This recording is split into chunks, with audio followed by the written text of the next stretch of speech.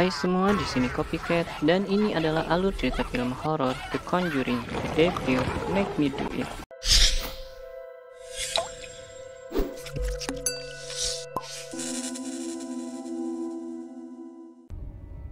Cerita bergulir dari kota Brookfield pada 18 Juli 1981. Di malam ini, Ed dan Lorraine Warren diminta untuk menolong David Glatzel, seorang anak usia 8 tahun yang mengalami kerasukan. Mereka bersama-sama membacakan doa untuk kebaikan David. Saat istirahat, Arne mengantarkan David ke kamarnya. Dia menemani David ngobrol sebentar, lalu kembali turun untuk menemui Pastor Gordon yang baru saja tiba.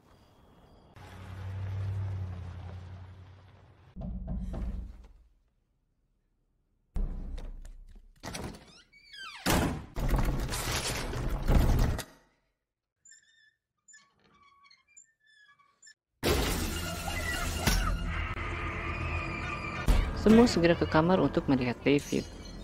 Tapi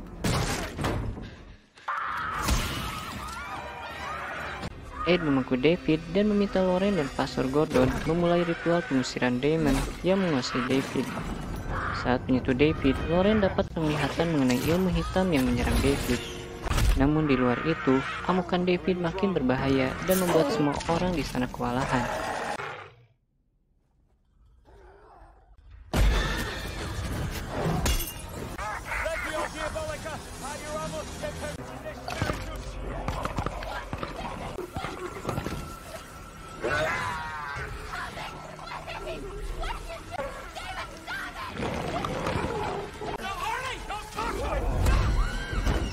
Ed yang coba melakukan pengusiran malah diterkam dan diserang jantungnya. Arne segera menyingkirkan David dari Ed dan bersedia bertukar peran dengan David untuk menjadi wadah bagi makhluk ini. Ed melihat pertukaran tersebut, hanya saja dia tak sempat mengingatkan Lorraine.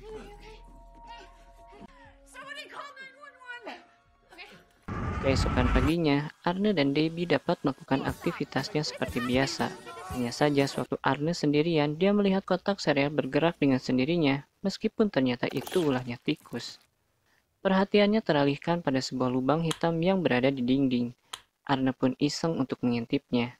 Tenang saja, karena gak ada apa-apa kok di lubang tersebut.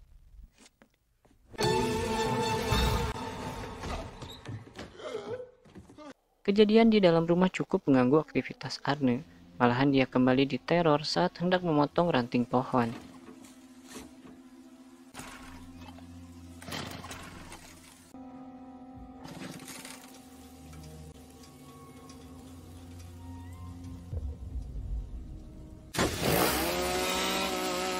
Dia pun akhirnya disuruh pulang buat istirahat. Namun saat pulang, pikiran kalut Arne malah ditambah ruwet oleh Bruno yang memintanya untuk benerin peralatan audionya. Arne memang bisa memperbaikinya dengan mudah, namun Bruno lagi-lagi bikin ulah dengan menyetel musik sangat keras. Di lain tempat, Ed kembali siuman dan segera memberitahu Lorraine kalau Demon telah berpindah ke Arne. Lorraine pun coba untuk menghubungi Debbie, namun suara musik Bruno yang keras membuat panggilan dari Lorraine tak terjawab. Akhirnya Lorraine menelpon polisi dan meminta mereka untuk mengecek kediaman Glatzel. Dari kediaman Glatzel sendiri masih terdengar suara musik yang disetel sama si budak ini. Dia pun mengajak Debbie untuk joget bersamanya. Namun anehnya, Debbie yang joget jauh-jauhan sama Bruno dinampakkan lain oleh Demon yang ada di dalam Arne. Demon ini menampakkan Bruno sedang coba menganiaya Debbie.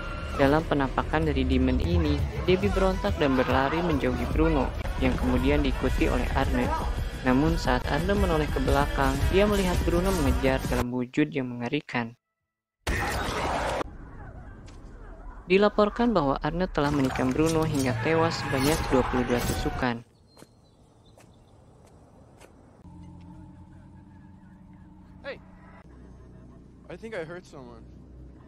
Ed dan Lorraine berbicara dengan Arne dan Debbie saat dia diinterogasi. Debbie membela Arne dan bersaksi bahwa apapun yang terjadi pada Bruno bukanlah perbuatan Arne. Ed dan Lorraine menemui pengacara Arne untuk meminta bantuan agar Arne terhindar dari hukuman mati. Tapi pengacaranya menolak. Dia bilang semua bukti sudah mengarah kuat pada Arne, serta tak mungkin ada alasan absurd seperti kerasukan. Tak ingin hilang harapan, Ed dan Lauren mengundang sang pengacara untuk datang ke rumah dan melihat bukti rekaman gangguan mistis pada David. Tentunya perjuangan Ed dan Lauren belumlah usai. Mereka tahu ada sesuatu yang salah dengan gangguan non-medis pada David dan Arne. Mr. Johnson, 216, which charges you with first-degree murder. Your Honor, my client pleads not guilty by reason of demonic possession. Mereka pun akhirnya menganalisa kembali dari awal.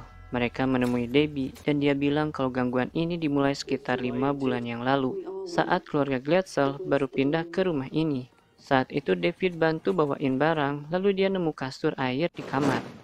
Namun, sewaktu dia main-main di atas kasur,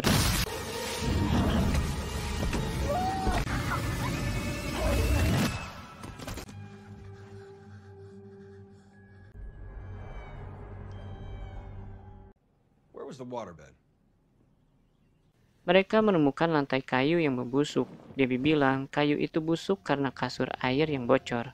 Tapi Ed menyangkalnya.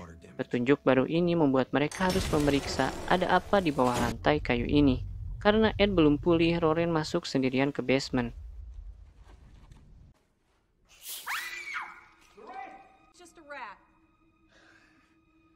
Banyak sekali tikus di sana dan benda yang menjadi katalis semua kekacauan ini pun akhirnya ditemukan.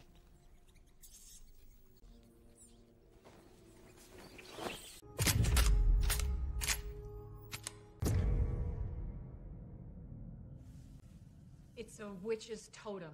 Investigasi mereka pun terus berlanjut. Mereka minta bantuan Drew melacak kasus dengan jejak yang serupa.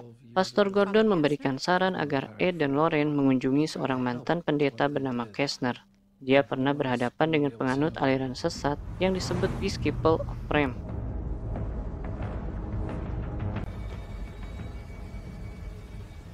Setelah bertemu dengan Kessner mengingatkan agar mereka berhati-hati karena penganut ilmu hitam seperti ini sangatlah jahat dan tak segan untuk merenggut kebahagiaan mereka.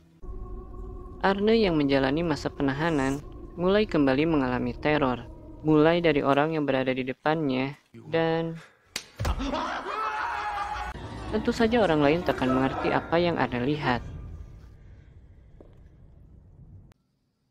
Drew menghubungi Ed dan Lauren. Dia menemukan jejak katalis serupa telah ditemukan pada kasus yang terjadi di daerah Danvers. Mereka menemui Sersan Clay dan mendapati jika kasus ini melibatkan dua orang sahabat bernama Kathy dan Jessica. Kathy menderita 22 tikaman, sedangkan Jessica masih menghilang. Pada awalnya, Sersan Clay tak mengizinkan Lauren melihat file kasus ini. Namun Lauren berhasil membuktikan kemampuannya dalam melihat jejak mistis ketika Clay memberikannya sebuah tes untuk menentukan senjata mana yang telah melukai Kathy.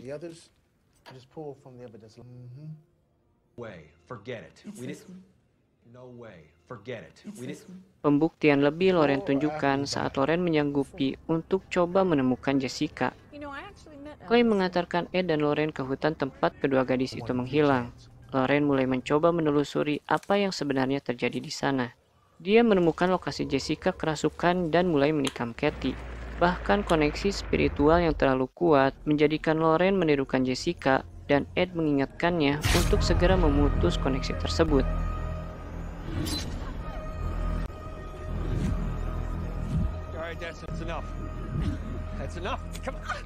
Lauren melihat dan mengikuti rekam Jessica yang berlari menuju tebing. Beruntung Lauren bisa segera berhenti ketika mencapai tepi tebing sebelum terjatuh. Bahkan ketika Ed menyusul, muncul tangan demon yang menarik Lauren agar jatuh. Untung saja Ed masih berhasil menangkap tangan Lauren dan menyelamatkannya. Lauren meminta Clay untuk memeriksa lokasi di bawah tebing tersebut. Setelah dilakukan penyisiran hingga malam tiba, akhirnya tubuh Jessica pun memang betul ditemukan di sana. Setelah kembali ke penginapan, Ed mendapat telepon dari Debbie. Debbie panik karena demon ini telah mencoba membuat Arne bunuh diri. Ed meminta Debbie untuk mengajukan permintaan pengawasan bunuh diri pada petugas. Namun, sebelum selesai bicara, teror suara menakutkan menghentikan pembicaraan mereka. Kenalan Ed di dalam tahanan memberikan Arne sebotol air suci. Saat dia mulai merasakan teror kembali mendekat, Arne membuat lingkaran di sekeliling dirinya dengan tetesan air tersebut. Arne yang kritis memaksa Ed dan Lorraine untuk membobol rumah duka. Mereka coba menelusuri jejak spiritual melalui jasad Jessica. Saat Lorraine memegang tangan Jessica, dia melihat sebuah ruangan bawah tanah yang gelap. Dia menemukan buku-buku sihir, begitupun lilin-lilin hitam di atas altar. Di altar ini pula Lorraine dapat melihat siapa pengguna ilmu hitam yang coba mencelakai Arne.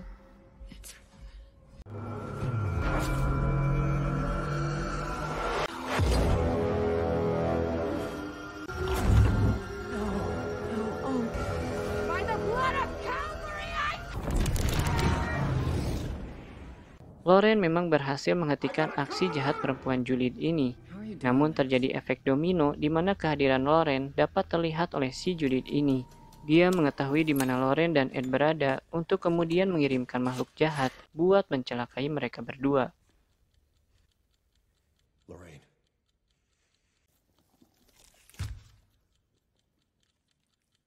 You need to... Lorraine.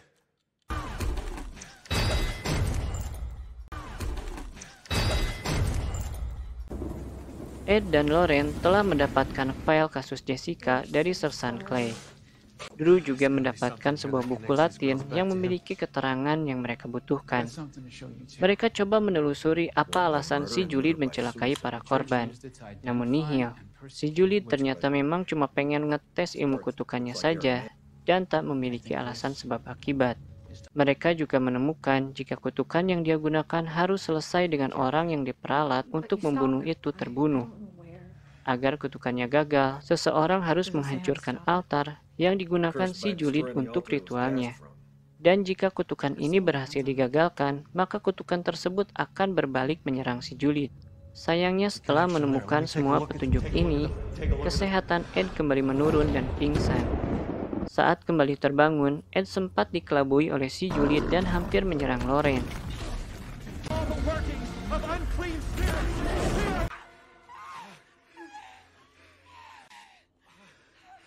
I'm sorry. Hal ini menandakan si julid telah menyimpan kutukan juga di rumahnya. Ed segera mencari dan menemukan katalis yang sama tersembunyi dalam buket bunga yang dikirimkan ke alamat mereka.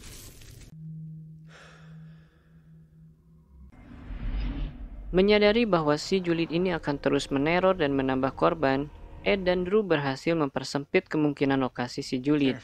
Hanya saja lokasi ini menimbulkan kekhawatiran besar di dalam benak Ed. Ed meminta Drew untuk mengarahkan polisi ke sana, sementara dirinya menyusul Lorraine yang kembali mengunjungi Kestner.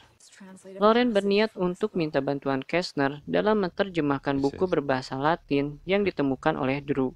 Kestner memang orang yang tepat ditanyai tentang buku tersebut. Dia minta Lorraine mengikutinya ke ruang bawah tanah, di mana dia mengungkapkan rahasia mengenai dirinya. Dia mengungkapkan kalau dirinya mempunyai seorang putri yang dia rahasiakan ketika masih menjadi pendeta. Dia diam-diam membesarkan anak tersebut di rumah ini. Rumah ini memang dihindari oleh para koleganya karena digunakan untuk menyimpan item-item ilmu hitam yang menakutkan. Dia juga menyesali kegagalannya sebagai ayah karena anak tersebut terpengaruh secara negatif oleh pekerjaannya sebagai peneliti ilmu hitam. Anak yang Kestner namai Isla ini malah terjatuh menjadi seorang pengguna ilmu hitam. Setelah melihat semua item yang pernah Lorraine bawa, dia menyadari anaknya lah pelakunya. Obrolan mereka terhenti saat terdengar suara langkah di atas mereka. Kestner segera meminta Lorraine untuk menyusuri sebuah terowongan. Terowongan ini mengarah pada ruangan yang sering Isla gunakan dan kemungkinan besar altar yang Lorraine cari juga berada di sana. Setelah Lorraine pergi, Isla pun muncul.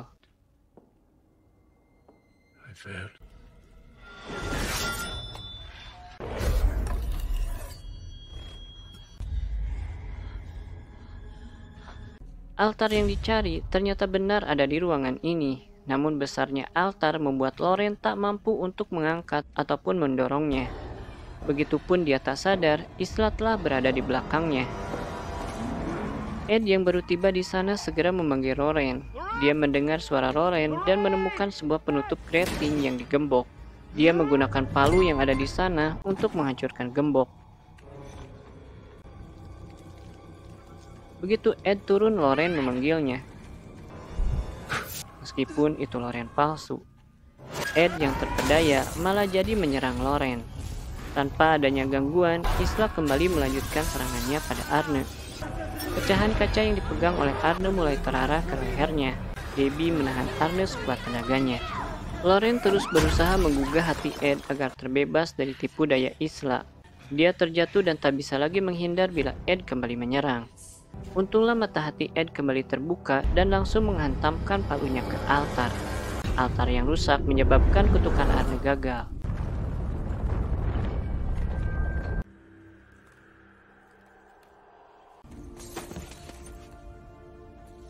Isla kemudian mencoba untuk menghabisi mereka berdua, namun terlambat baginya. Demon yang melakukan kontrak dengannya berbalik datang dan menagih jiwanya.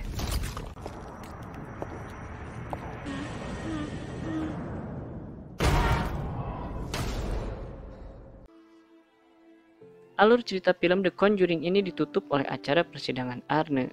Dia dinyatakan bersalah namun tak dikenai hukuman mati. Masalah hukum Arne sangat tertolong oleh semua bukti yang dikumpulkan oleh Ed, Loren, Drew, dan yang lainnya. Arne menjalani hukuman 5 tahun penjara dan menikah dengan Debbie ketika masih di penjara. Terima kasih sudah menonton hingga akhir video. Bila suka dengan videonya, silakan tinggalkan like, komen, ataupun share. Jangan lupa juga untuk dukung channel ini dengan melakukan subscribe dan mengaktifkan lonceng notifikasinya.